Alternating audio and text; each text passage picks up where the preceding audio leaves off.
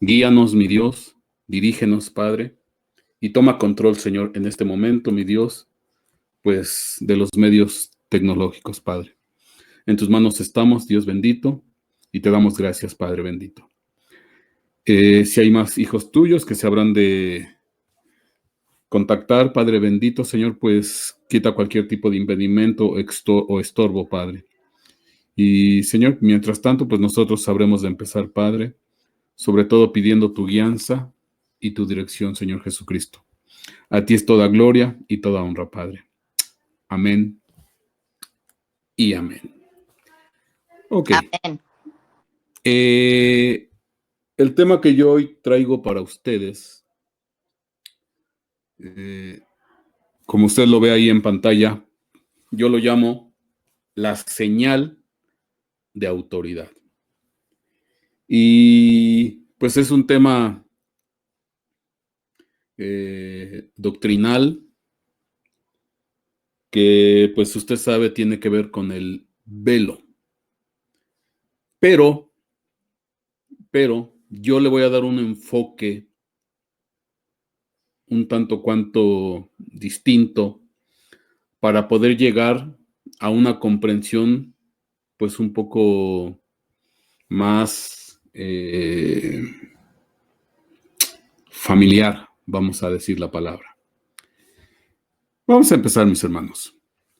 Vamos a entrar en el libro de Génesis, capítulo 1, versículo 1.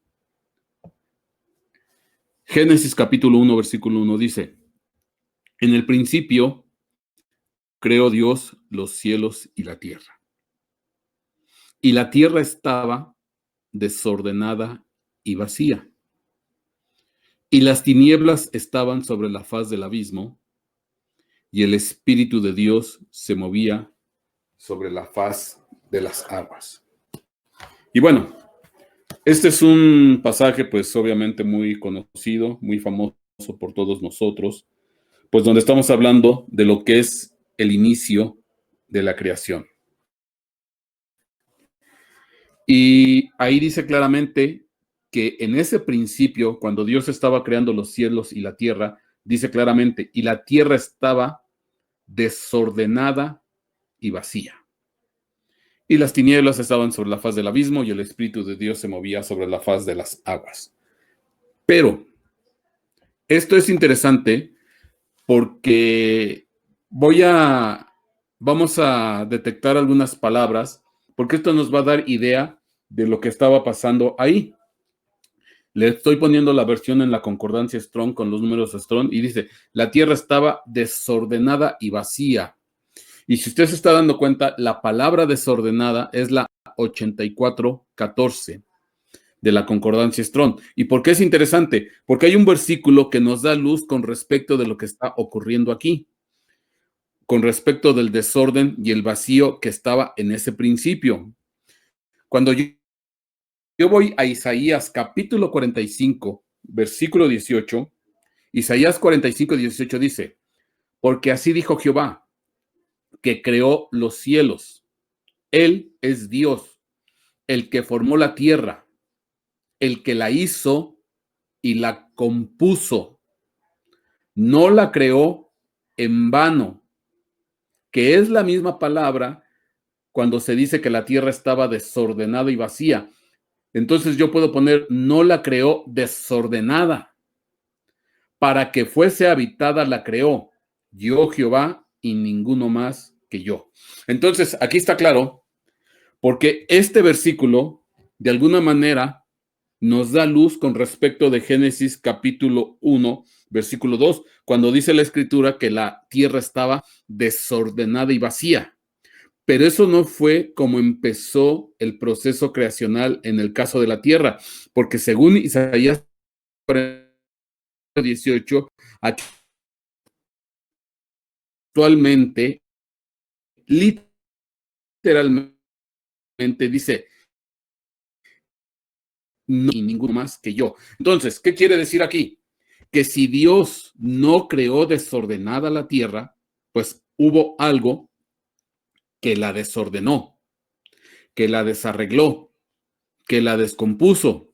Ajá. Bueno, no es el tema hoy, Pero aquí está claro que Dios no creó esa tierra en desorden y vacía, sino que Él la puso ordenada. ¿Para qué? Para que fuese habitada. Tan es así que aquí en este versículo dice, el que formó la tierra, en este caso Dios, el que la hizo y la compuso. La palabra compuso también significa quien la arregló, quien la reparó, quien la volvió a poner en funcionamiento y en orden. Entonces, hubo un proceso de arreglo, de reparación, de restauración de la tierra, porque hubo un evento que en cuanto a la tierra, una vez que Dios la termina y la pone, la dejó bien hecha, bien establecida, hubo algo que la desordenó. Y en cuanto a ese desorden o ese desarreglo, pues tuvo que venir Dios a componerla. Ajá. Ahora, hablando de este proceso creativo, ¿cuánto se tardó Dios en reparar, arreglar, ordenar o restaurar la tierra? Génesis 1:31 dice, y vio Dios todo lo que había hecho, y aquí que era bueno, en gran manera, y fue la tarde y fue la mañana el sexto día. Entonces, cuando Génesis 1:2 dice que en el principio creó Dios los cielos y la tierra estaba desordenada y vacía, empezó un proceso de reparación y restauración. Ajá. Empezó un proceso de restauración, de reparación, de arreglo, de ordenamiento de esa tierra que estaba desordenada y vacía, por cuanto Dios no la creó desordenada y vacía. Entonces, Dios se tomó 6 días para poner en orden otra vez a la tierra, para arreglarla, para componerla, para repararla, para restaurarla. Se tomó 6 días. Ajá. Y aquí dice claramente, y vio Dios todo lo que había hecho, y aquí que era bueno en gran manera, y fue la tarde y fue la mañana el sexto día. Y en el séptimo día, Génesis 2:2, completó Dios la obra que había hecho y reposó en el día séptimo de toda la obra que había hecho. Amén. Entonces, aquí está claro, Dios se tomó 6 días para volver a ordenar esa tierra. Perdón, perdón. Esta tierra que dice que estaba desordenada y vacía. Y conforme Génesis, Isaías 45:18 dice que Dios no la creó desordenada y vacía, sino la creó para que fuese habitada. Entonces, Dios se tomó en este proceso 6 días. Bueno, ¿por qué me llama la atención los 6 días? Porque hoy tenemos que explicar un poquito acerca del número 6, porque lo tengo que utilizar para lo que viene un poco más adelante. Vamos a leer ahora segundo libro de Samuel, capítulo 6, versículo 3. Dice así la palabra del Señor. Pusieron el arca de Dios sobre un carro nuevo, para que la pudieran llevar de la casa de Abinadab que estaba en la colina. Usa y Agío, hijos de Abinadab, guiaban el carro nuevo. David y toda la casa de Israel se regocijaban delante del Señor con toda clase de instrumentos hechos de madera de abeto, con liras, con arpas, panderos, castañuelos y címbalos. Aquí estamos hablando de David, pues en su corazón, él pues quiso cumplir el anhelo de llevar el arca a Jerusalén, de llevar el arca al templo, de llevarla a la ciudad. Y entonces pues hace los preparativos para llevar el arca y pues hacen una gran fiesta, hacen una gran proclama y pues sale el arca. Pero aquí lo interesante, bueno, salen entre regocijo, entre gozo, entre alegría. Pero pasó un evento muy especial, segundo libro de Samuel 6:6. Pero cuando llegaron a la era de Nacón, Usa extendió la mano hacia el arca de Dios y la sostuvo porque los bueyes casi la volcaron. Y se encendió la ira del Señor contra Usa y Dios lo hirió allí por su irreverencia y allí murió junto al arca de Dios. Resulta ser que en este intento, buena intención de David de llevar el arca de Dios a Jerusalén, que estaba siendo jalada por bueyes. Y bueno, y aquí pues se vieron las consecuencias, porque cuando el arca iba siendo jalada en esta carreta por bueyes, pues obviamente por la desuniformidad del camino, pues las salientes, las entrantes, obviamente, pues llegó un momento en que el arca pues rebotó y estuvo a punto de caer. Y entonces, pues Usa, con buena intención, metió la mano y eso provocó la ira de Dios y ahí murió. Bueno, aquí tendríamos que platicar muchas cosas de lo que con respecto de lo que pasó aquí. Pero bueno, ahorita no me quiero extender en todo esto. Pero lo que sí es interesante, que este primer intento de David de llevar el arca del pacto a Jerusalén, pues fue un intento fallido y terminó en una tragedia y terminó en la ira de Dios. En este caso, contra Usa, que y ustedes recuerden que quienes tenían los derechos, y se entiende que aquí quienes salieron con en esta marcha, porque lo dice en unos versículos, que cuando sale el arca invocaron a Jehová de los ejércitos. Entonces lo que salió fue una marcha de guerra, porque así dice que llamaron al arca, la llamaron con el nombre de Jehová de los ejércitos. Entonces quien sale aquí fue una marcha de guerra, no fue una marcha sacerdotal, no fue una marcha guiada por ministros. Bueno, obviamente, y luego no eran los adecuados para mover el arca, y más aparte la ponen sobre una carreta jalada por bueyes, pues bueno, todo lo hicieron de una manera incorrecta y al final eso provocó la ira del Señor y al final pues terminó en la muerte de Usa. Lo que es interesante, que después David hace un segundo intento de llevar el arca del pacto nuevamente a Jerusalén. Pero en este segundo intento ya las cosas cambiaron radicalmente en cuanto al manejo del arca. Ajá. Vamos a leer segundo libro de Samuel, capítulo 6, versículo 13. Así la palabra del Señor. Y sucedió que cuando los portadores del arca del Señor habían andado 6 pasos, él sacrificó un buey y un carnero cebado. Note, por favor, qué interesante, que ahora quienes llevaban el arca del pacto, pues ya lo llevaba como establecía Dios en las órdenes que dio anteriormente para manejar el arca. El arca tenía que ser cargada sobre de hombros y tenía que ser cargada sobre hombros y la tenían que llevar a pie. Y aquí está claro que ya hicieron las cosas de manera correcta porque ya la llevaban sobre hombros y ya estaban caminando. Y yo quiero que noten lo interesante, porque dice que cuando los que llevaban el arca habían andado 6 pasos, él detuvo la marcha. Él detuvo la marcha y dice que sacrificó un buey y un carnero. Entonces, detiene exactamente esta marcha, este segundo intento de llevar el arca del pacto a Jerusalén. Ya es con sacerdotes, ya es de la manera correcta, pero a los 6 pasos detiene la marcha y dice que sacrifica un buey y un carnero. Y entonces David danzaba con toda su fuerza delante del Señor y estaba vestido con un efod de lino. Y toda la casa de Israel hacían subir el arca del Señor con aclamación y sonido de trompeta. Y yo quiero poner aquí un detalle interesante, porque la primera vez, segundo libro de Samuel, capítulo 6, versículo 5, dice: David y toda la casa de Israel se regocijaban delante del Señor con toda clase de instrumentos hechos de madera de abeto, con liras, con arpas, panderos, castañuelas y címbalos.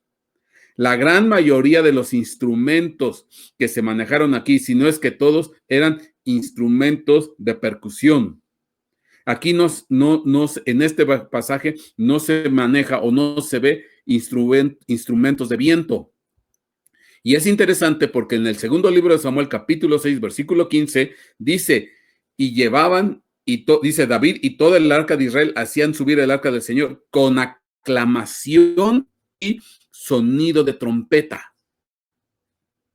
Fíjese qué interesante, porque entonces de percusión en el segundo intento, pues parece ser que se hicieron a un lado, por lo menos se deja ver en este versículo, y nada más ahora fue con aclamación y sonido de trompeta. Y el sonido de trompeta o la trompeta es un instrumento de viento. ¿Y por qué es interesante? Porque el viento, el aire, pues también es figura de espíritu. De hecho, la palabra vientos también se traduce espíritu. Entonces, lo que yo pretendo decir, que en este segundo intento, pues ya iban en el espíritu, en la guianza de Dios, en la guianza del espíritu, ya iban en otra forma, en otro mover, en otro sentir, ya no iban de la manera como se estaban moviendo anteriormente cuando detuvieron el arca. Bueno, pero aquí lo interesante es que andando 6 pasos detienen la marcha y sacrifican un buey y un carnero. ¿Qué quiero decir?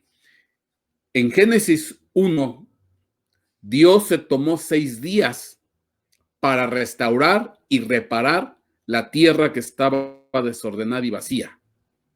Y aquí es interesante que en este segundo intento, ahora David a los 6 pasos detiene la marcha. Entonces, estos 6 pasos es figura de que él quiso hacer las cosas de una manera diferente y ahora reparó o restauró los errores que había cometido en la primera vez.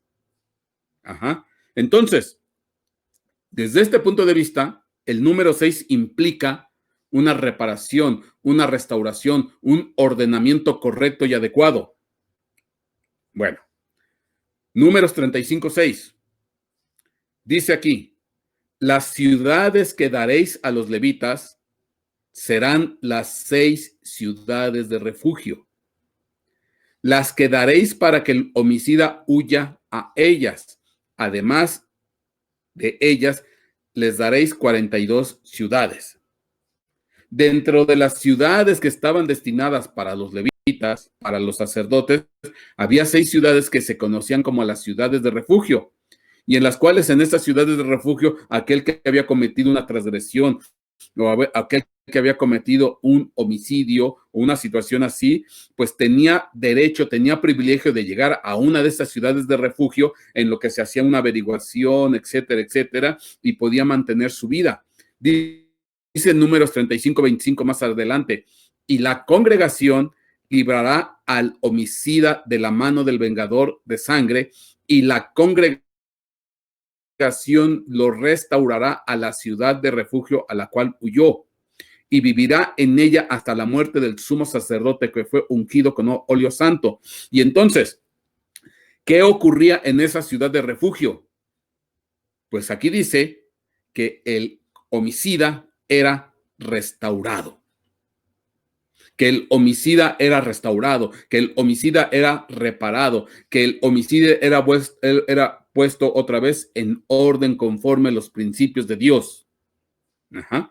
Entonces, qué interesante, porque estas ciudades eran 6 ciudades de refugio. Entonces, resumiendo todo esto, 6 días Dios se tomó para reparar y ordenar la tierra, restaurarla y repararla, componerla. 6 pasos da David en el segundo intento. ¿Para qué? Para reparar las faltas anteriores y los ilícitos que había cometido en el primer intento de llevar el arca del pacto. 6 ciudades de refugio para promover y provocar y permitir la restauración del que había cometido un homicidio involuntario o sin intención.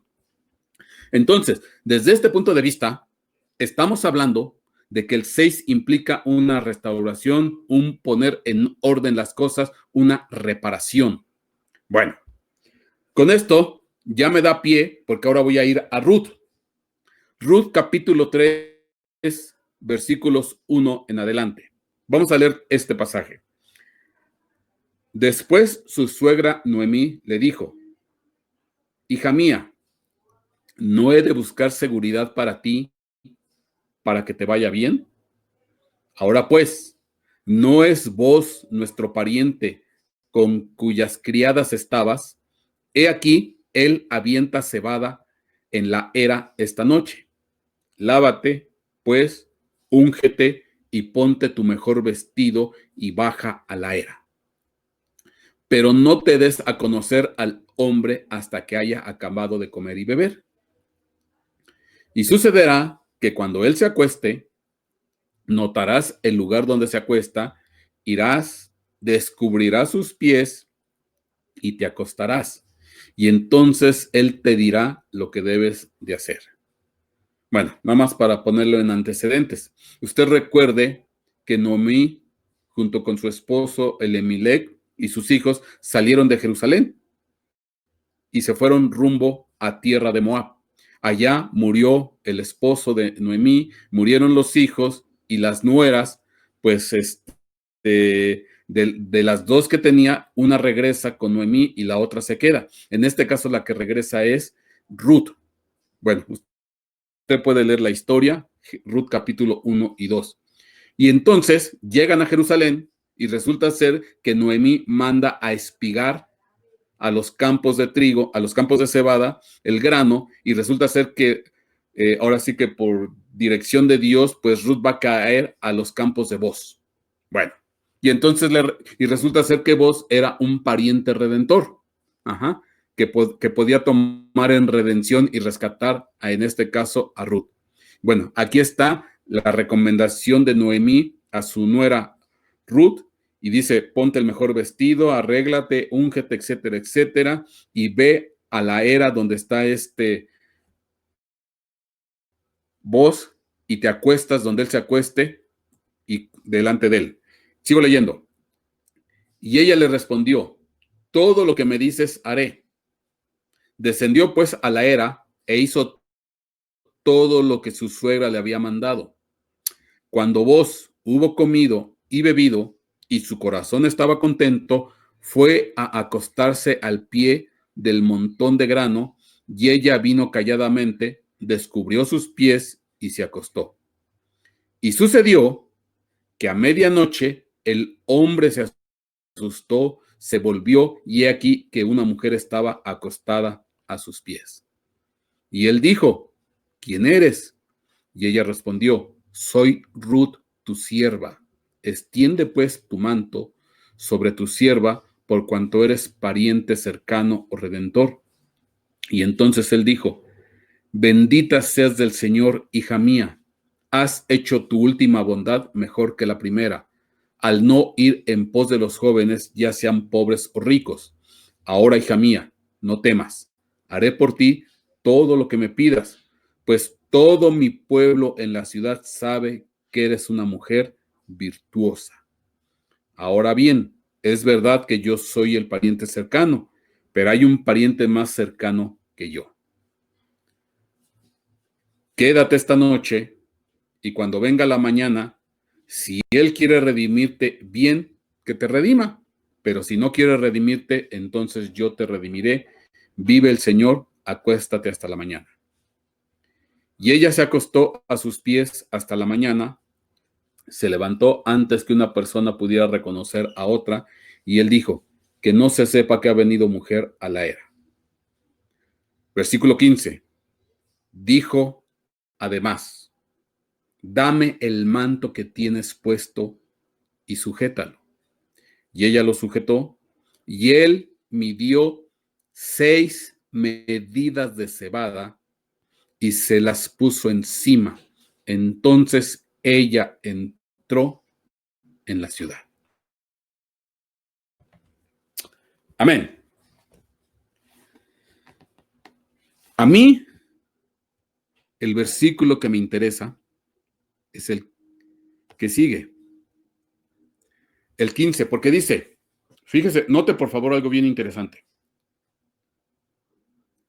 Boz le dice a Ruth, después de todo lo que hemos leído, dame el manto que tienes puesto. Amén. Dame el manto que tienes puesto.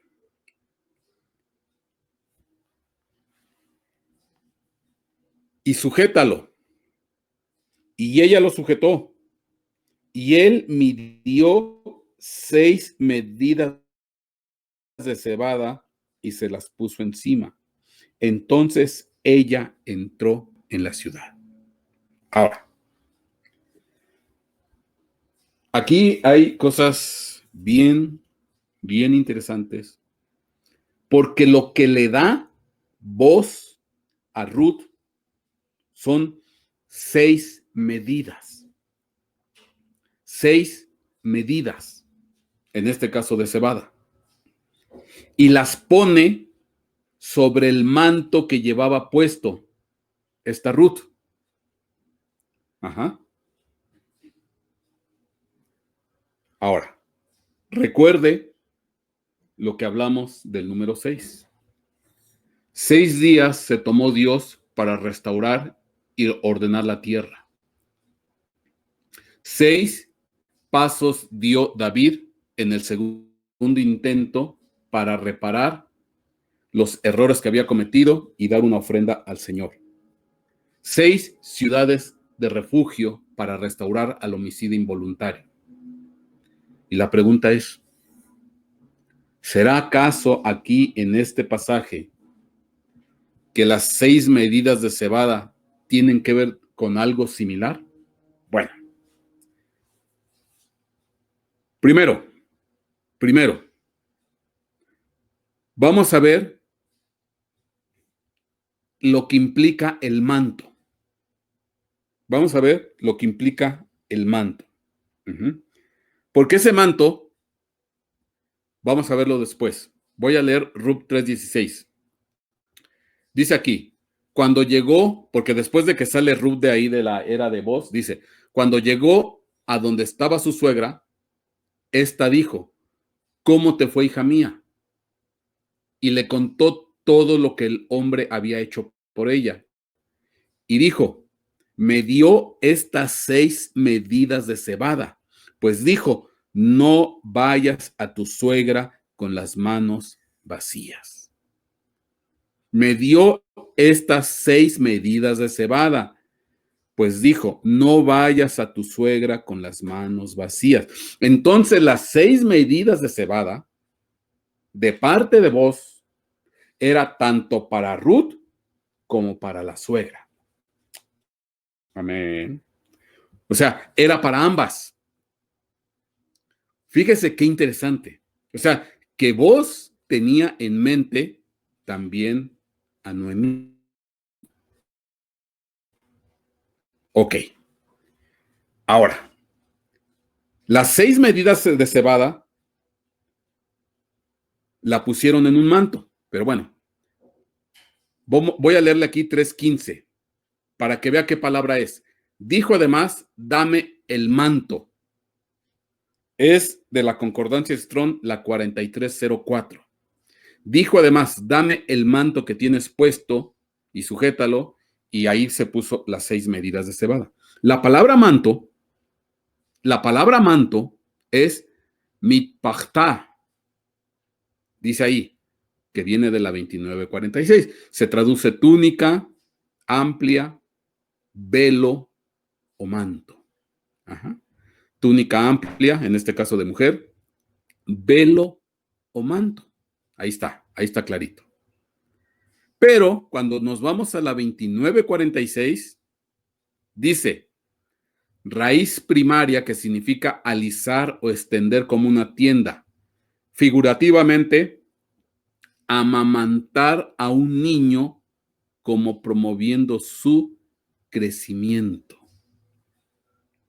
Criar, dice la última palabra. Ajá.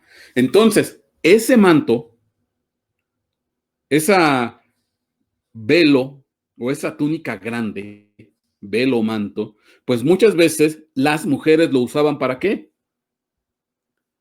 Para envolver a sus niños, para envolver a sus bebés y amamantarlos,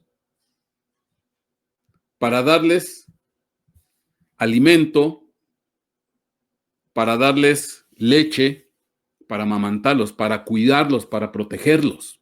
Ajá. Eso es bien interesante. Entonces, el manto que tenía, en este caso Ruth, pues las mujeres lo usaban, ¿para qué? Pues para cubrir a los bebés y amamantarlos. Amén. Esto porque es bien interesante. Porque ese manto con las 6 medidas de cebada se volvió profético. ¿Por qué? Porque después, bueno, usted puede leer con calma el capítulo de Ruth, Ruth capítulo 4 en adelante. Después, Boz toma a Ruth como esposa. Vamos a leer Ruth 4:13. Boaz tomó a Ruth y ella fue su mujer y se llegó a ella y el Señor hizo que concibiera y ella dio a luz un hijo. Entonces las mujeres dijeron a Noemí: bendito sea el Señor que no te ha dejado sin redentor, que su nombre sea célebre en Israel.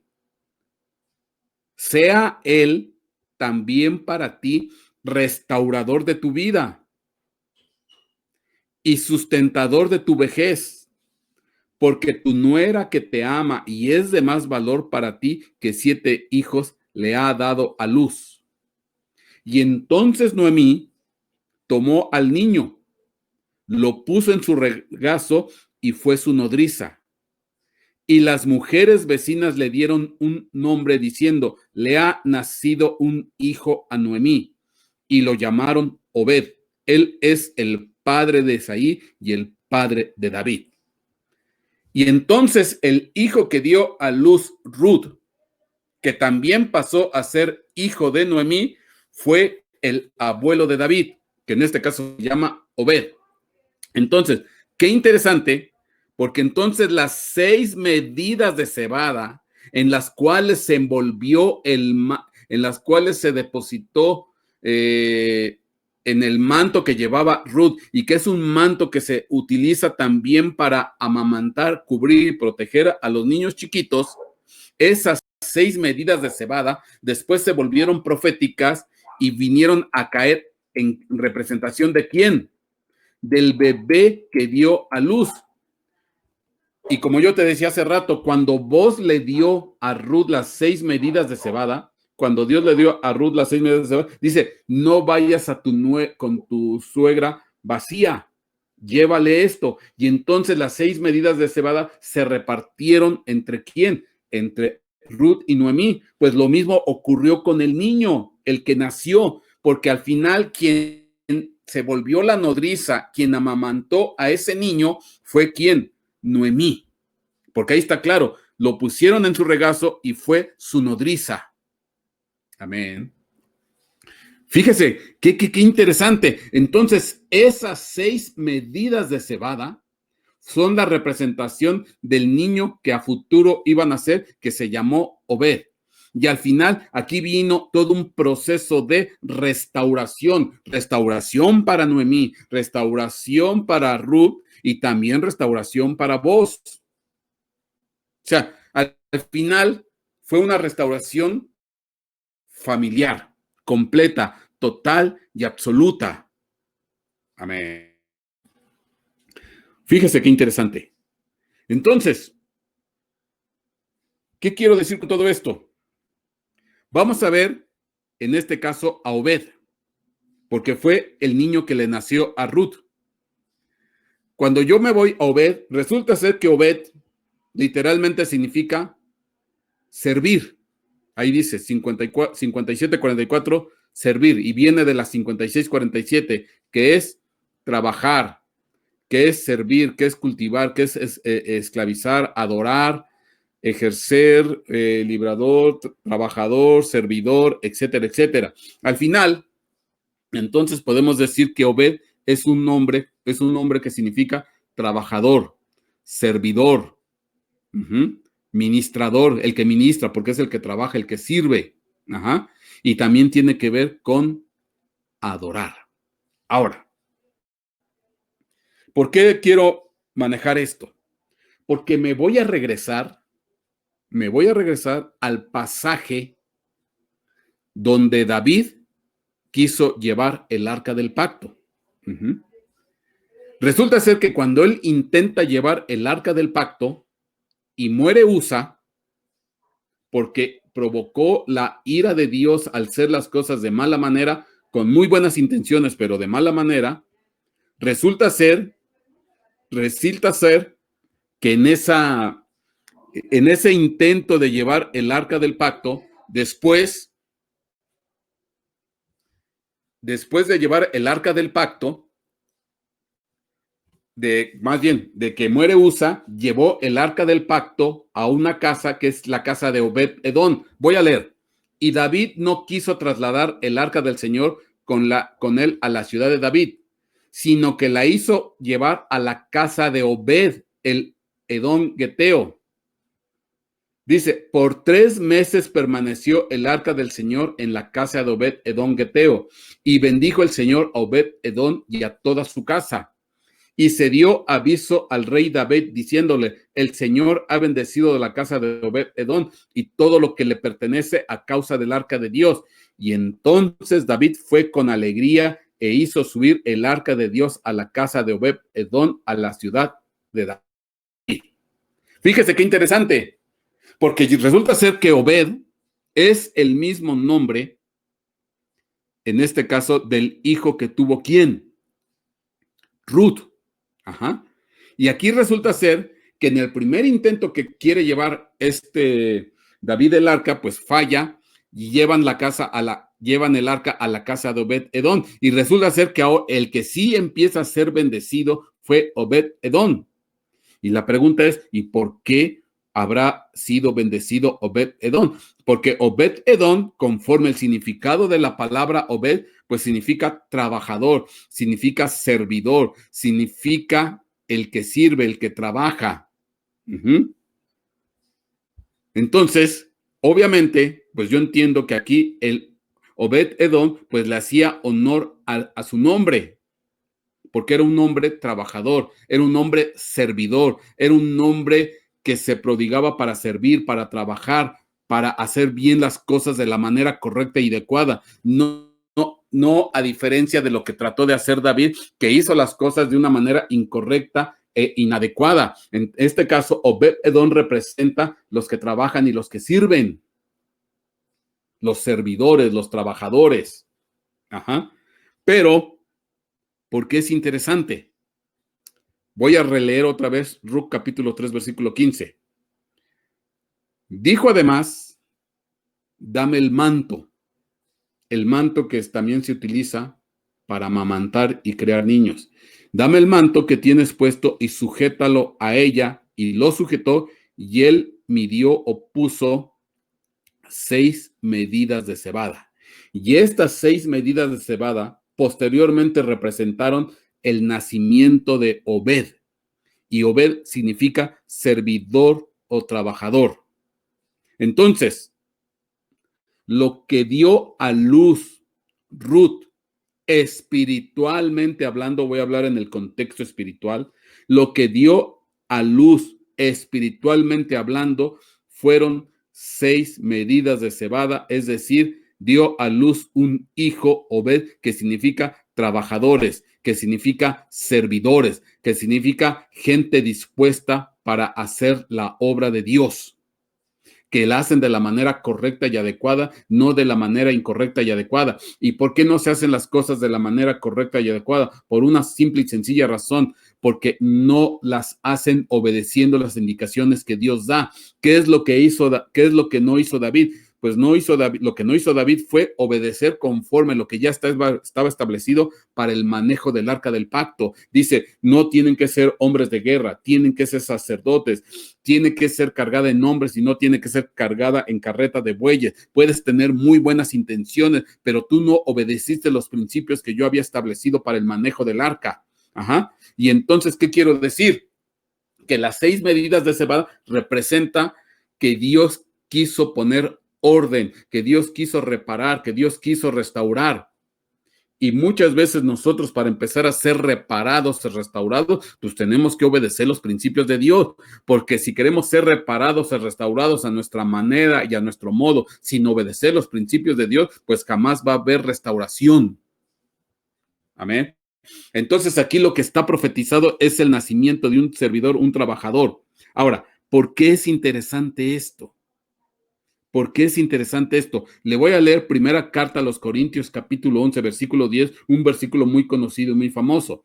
Por tanto, la mujer debe de tener señal o símbolo de autoridad sobre la cabeza por causa de los ángeles.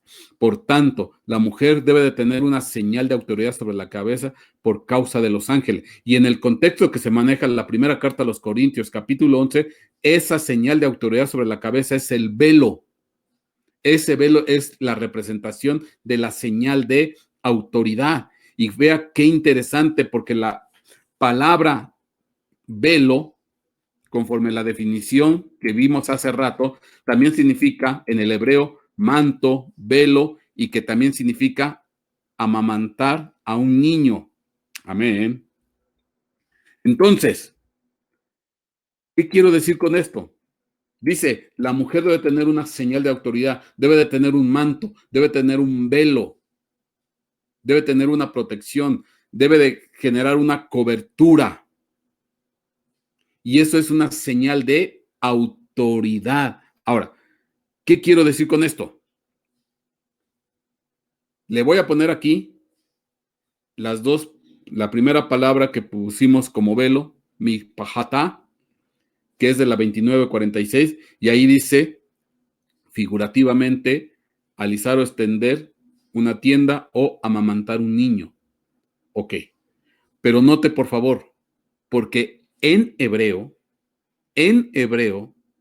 la palabra familia se pronuncia mishpachá, mishpachá. La palabra familia en hebreo se pronuncia mishpachá. La palabra túnica, velo o manto que se usa como rebozo, valga la expresión, para amamantar un niño, se pronuncia mishpachá, muy similar. Entonces, ¿qué quiere decir esto? Que ¿cuál es la principal señal de autoridad que debe de tener la mujer en el sentido de iglesia? ¿Cuál es la principal señal de autoridad que debe de tener la mujer o la iglesia? Porque la iglesia es a semejanza de una mujer, porque es la novia, esposa del Cordero, es la familia, porque la familia es la que te guarda, la familia es la que te protege, la familia es la que te conduce, la familia es la que te educa, y es a la familia a quien tú tienes que respetar, a quien tienes que cubrir y a quien tienes que proteger, y a la cual tú te tienes que guiar, porque donde se enseñan los principios que tú aprendes en la iglesia. Tú aprendes unos principios en la iglesia, pero donde se ejercen esos principios es en la familia, y es a través del padre y la madre que se tienen que educar y crear buenos niños cristianos. Tienen que ser amamantados en la palabra, tienen que ser amamantados en la leche espiritual, tienen que ser guardados y protegidos en las enseñanzas. Esa es la señal de autoridad que debe de tener la iglesia. La familia, el respeto a la familia, la creación de la familia, porque al final son dos palabras similares. Tanto son similares en pronunciación como en significado. Entonces, la señal de autoridad sobre la iglesia es la familia. Entonces, ¿qué es lo que dio a luz esta Ruth? Dio un Obed, que significa servidor. Dio a luz un Obed, que significa servidor. Y cuando un servidor va a ser excelente o bien visto por parte de Dios, porque hay muchos servidores en la iglesia, hay muchos servidores en los ministerios, pero pocos son los servidores que verdaderamente obedecen y acatan los principios de Dios. Son pocos los servidores que se ponen bajo señal de autoridad. ¿Y esto por qué te lo predico? Porque yo te hablé de la fe. ¿Te acuerdas que te hablé de la fe? Y Dios puso como ejemplo de fe a aquellos que están bajo autoridad. Dice, en todo Israel, hablando del centurión, ninguno como la fe de este. ¿Y qué fue lo que dijo ese centurión? Dice, yo soy un hombre bajo autoridad, y si a este digo ve, va, y si a este diga que venga, viene, y de la misma manera, si a mí me dicen que vaya, voy, y si vengo, vengo. Entonces, yo estoy bajo autoridad, yo sé obedecer. Ajá. Entonces, ¿y dónde se aprenden esos principios? ¿Dónde los tenemos que ejercer? ¿Dónde los tenemos que vivir? en la familia. Qué triste es cuando nuestros hijos, luego uno se entera cuando los hijos empiezan a hablar, sí, si mi papá dice esto y mi mamá se comporta de tal manera, y resulta ser que una es el comportamiento de los padres en la iglesia y otro es el comportamiento de los padres en la casa. Y desafortunadamente quienes vienen a evidenciar el comportamiento de los padres en la casa, pues son los hijos, porque una cosa es lo que ven en la iglesia y otra cosa es lo que ven en la casa. Pero cuando los hijos ven el mismo comportamiento en la iglesia y en la casa, esa familia está bajo señal de autoridad, esa familia tiene velo y esos hijos están guardados, cubiertos y protegidos bajo los principios de Dios. Y ahí se están educando. Por eso yo estoy muy de acuerdo con un refrán que en el mundo dice, la educación se mama en casa. ¿Qué le enseñamos a nuestros hijos? Y obviamente, si yo no me preocupo de aprender las cosas de la palabra de Dios, pues difícilmente voy a poder educar a mis hijos en los principios de Dios. Pero cuando yo aprendo como padre de la palabra de Dios y lo ejerzo dando testimonio en la casa de Dios, mis hijos están bajo autoridad y mis hijos están cubiertos. Y lo que yo estoy engendrando son obed, trabajadores, servidores obedientes. Porque hay trabajadores y servidores no obedientes. Los que sirven, los que obedecen, los trabajadores, pues obviamente son los que obedecen bajo los principios de Dios. Y entonces esos son los hombres y mujeres de fe. Y eso es estar bajo autoridad. Y esa es la señal de autoridad sobre de la iglesia, sobre de la mujer, en este caso a manera de iglesia. Y ahí se deriva todo. Y de ahí empieza un crecimiento y ahí empieza un desarrollo. Por eso son las 6 medidas de cebada, es poner en orden todo. Y vaya que pusieron en orden a la familia de Noemí. Vaya que pusieron en orden a Ruth. Todas las cosas se volvieron a alinear conforme a los principios de Dios. Por eso es tan importante la familia. Hay que educar a la familia. O por lo menos, si te cuesta trabajo educarla, con el buen testimonio, que vean buen testimonio en ti y en mí, que tengan buen concepto de mi persona y de tu persona, que lo que vean en la iglesia lo vean en la casa y que lo que ven en la casa lo vean en la iglesia, que no noten diferencia, que no noten distinción. Esto no quiere decir que vamos a ser perfectos, no somos perfectos. Pero esto quiere decir que vamos a intentarlo. Fallas vamos a tener muchas. Fallas vamos a tener muchas. Pero tenemos que vivir bajo los principios de Dios. Tenemos que ordenarnos. Tenemos, antes de hacer cualquier cosa, detengámonos a los 6 pasos para no equivocarnos de nuevo, así como lo hizo David. David antes dijo, no vaya a ser que me equivoque de nuevo y me detengo a los 6, porque el 6 implica en ese sentido ordenar y restaurar, reparar las cosas. Detengámonos un tantito, meditemos lo que estamos haciendo, no nos lancemos desbocados a la carrera, como caballos, dice la Escritura, bien alimentados, carreros como caballos que necesitan freno. No, detengámonos y pensemos lo que estamos haciendo y lo que vamos a decir y cómo lo vamos a decir y lo que vamos a actuar y de qué manera lo vamos a actuar. Amén. Porque de esta manera la familia va a ser bendecida. Y si la familia es bendecida, por consecuencia la iglesia va a tener el reflejo de lo que es la familia. Porque es triste el comportamiento que se ve de la familia en la iglesia, que es muy distinto al comportamiento que se ve de la familia en la casa. En ocasiones parecieran 2 cosas totalmente distintas. Y cuando acoplamos lo uno con lo otro, en el mismo sentir, en la misma guianza, engendramos y vamos a dar a luz obed, servidores, trabajadores obedientes a los principios de Dios. Y de esta manera, la iglesia debe tener una señal de autoridad, pero sale y surge desde la casa.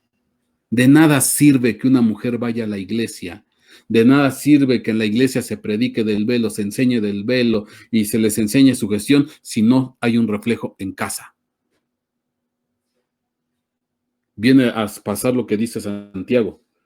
Son oidores de la palabra, mas no hacedores. La mujer puede llegar a la iglesia o en un ministerio se puede predicar la doctrina del velo y qué bonito, qué bueno el doctrina del velo, implica sujeción y autoridad. Sí, ¿y tu casa qué? ¿Tu familia qué? Amén. Mi hermano, son tiempos en los que tenemos que regresar a la senda antigua. Son tiempos en los que tenemos que regresar a los principios eternos. Y dentro de estos principios está la obediencia que se debe en el seno de una familia. La educación. Ahí están las 6 medidas de cebada. Es detenerse, meditar y pensar y levantar ofrenda a Dios. Y después continuar nuestro camino. Puede haber familias destruidas. Puede haber familias rotas. Pero si Dios pudo ordenar la tierra que estaba desordenada y vacía, ¿no podrá reparar y ordenar nuestra familia?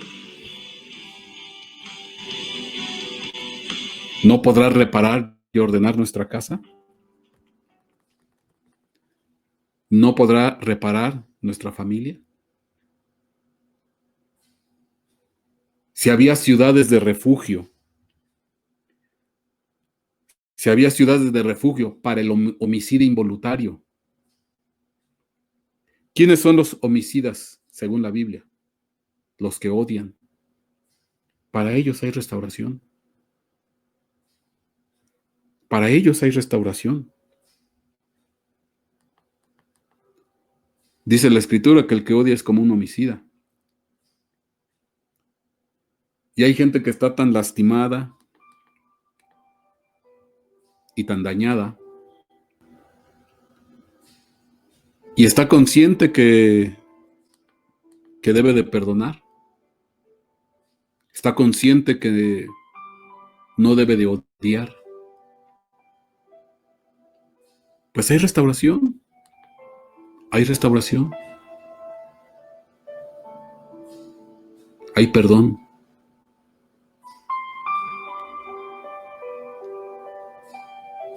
Hay perdón entre hermanos.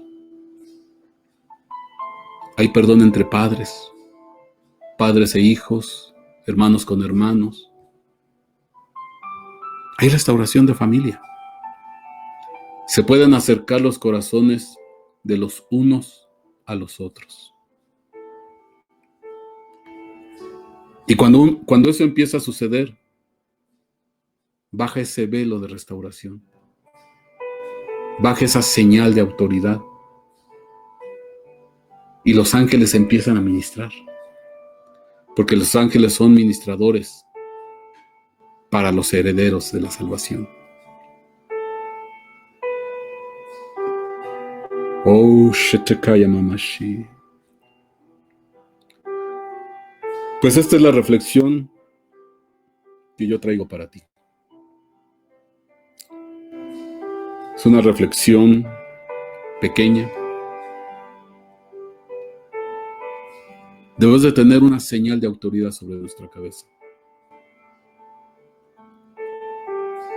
Ciertamente implica sujeción. Ciertamente implica respeto a la autoridad. Pero eso se ve reflejado en tu familia, en tu casa, con los tuyos. Y ahí es donde Dios obra su restauración preciosa.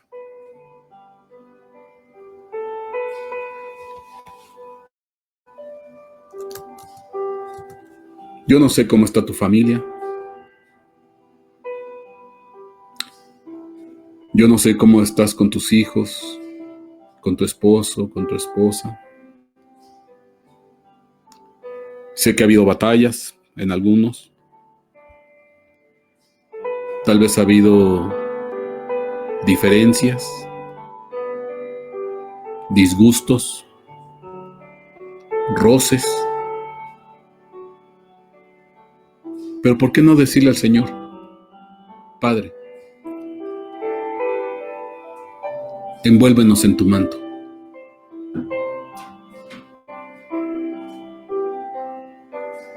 Haznos sentir ese calor de familia. Tú eres nuestro Padre. Cristo es nuestro hermano. Haznos sentir esa familia.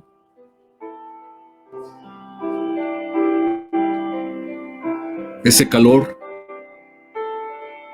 esa unión. Pon esa señal de autoridad sobre nuestra cabeza. Guárdanos y protégenos, Padre.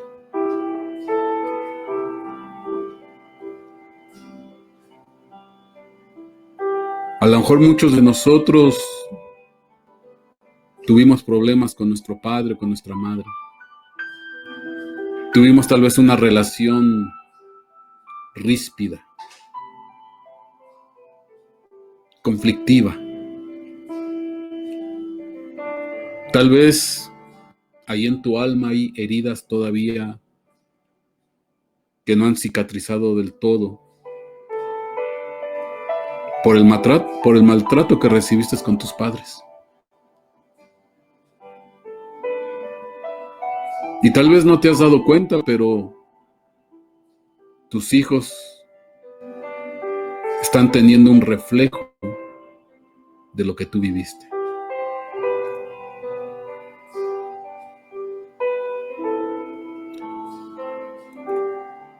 No tienes en ocasiones paciencia para con tus hijos. Te exasperas. Te descontrolas. No sé. Hay muchas cosas, mi hermano.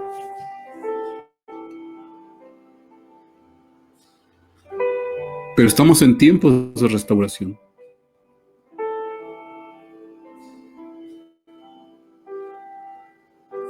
Al final el Señor es nuestro refugio.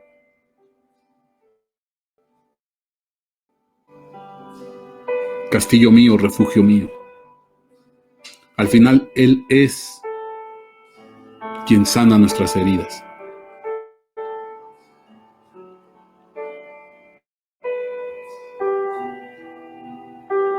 ¿Por qué no intercedes por tu familia?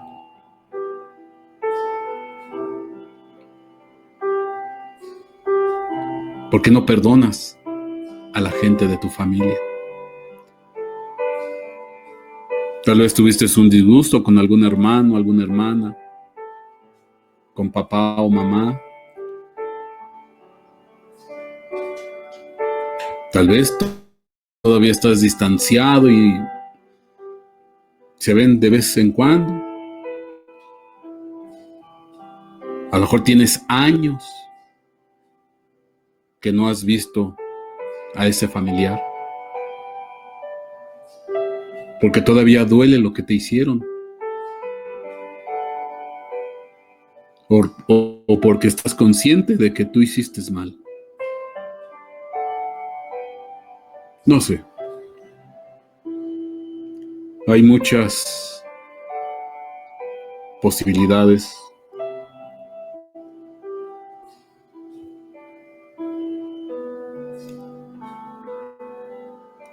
Padre, envuélvenos en tu manto, Señor.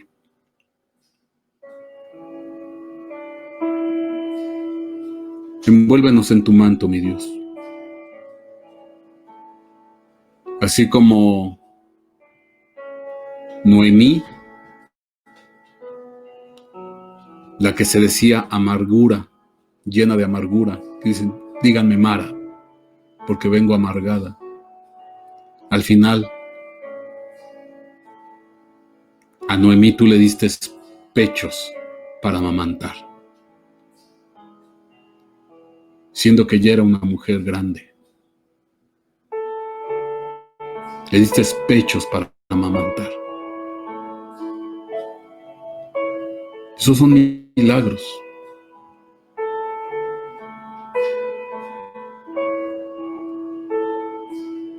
Y toda amargura se fue, Padre. Toda amargura se fue. Le volviste a dar un hijo a través de Ruth, a Obed.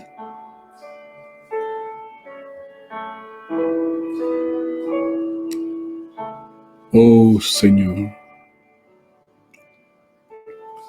Sana, Padre, nuestras heridas.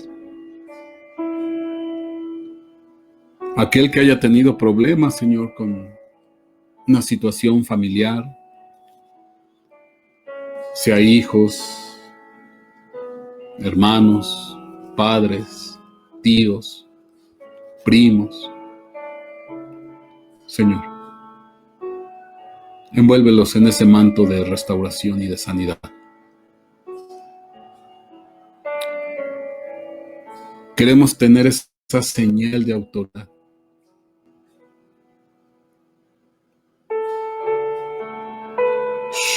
Señor, queremos tener, Señor, esa señal de que estamos caminando de acuerdo a tus principios.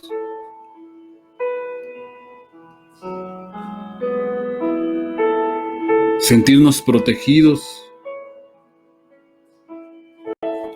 y arropados por tu presencia, Padre. En el nombre de Jesús. Bendice a tu familia. No importa que haya problemas ahí. No importa que haya habido dificultades. No importa que haya habido roces.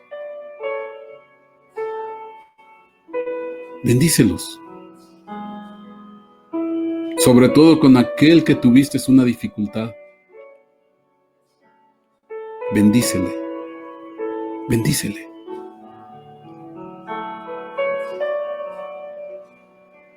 Para que tú seas sanado.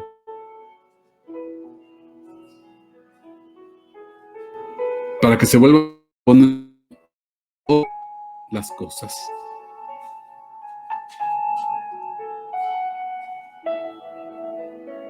Y a su debido tiempo, Señor, pues haya esa restauración y reparación.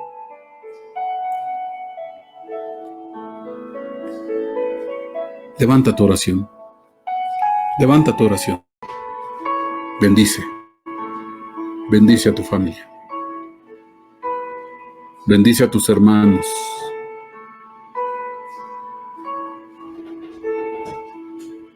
No hay velo más grande de protección, aparte de Dios mismo, que la familia. No hay protección más grande que los de tu casa.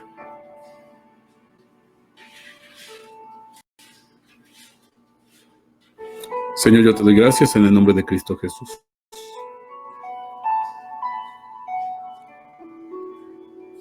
Y si alguien, Señor, tiene heridas en su alma por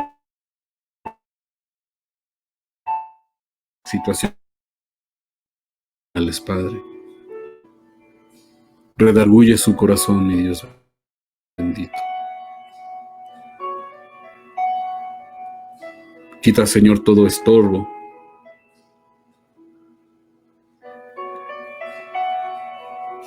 Sana toda herida, mi Dios bendito. Guárdalos y protégelos, Padre.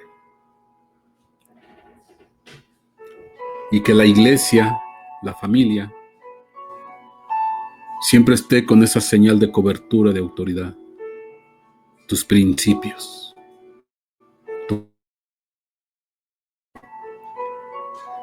Queremos ser ese Obed.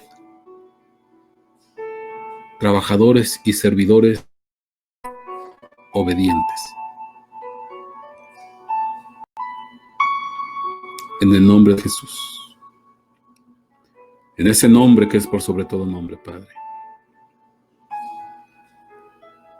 Toda la gloria y toda la honra, mi Dios.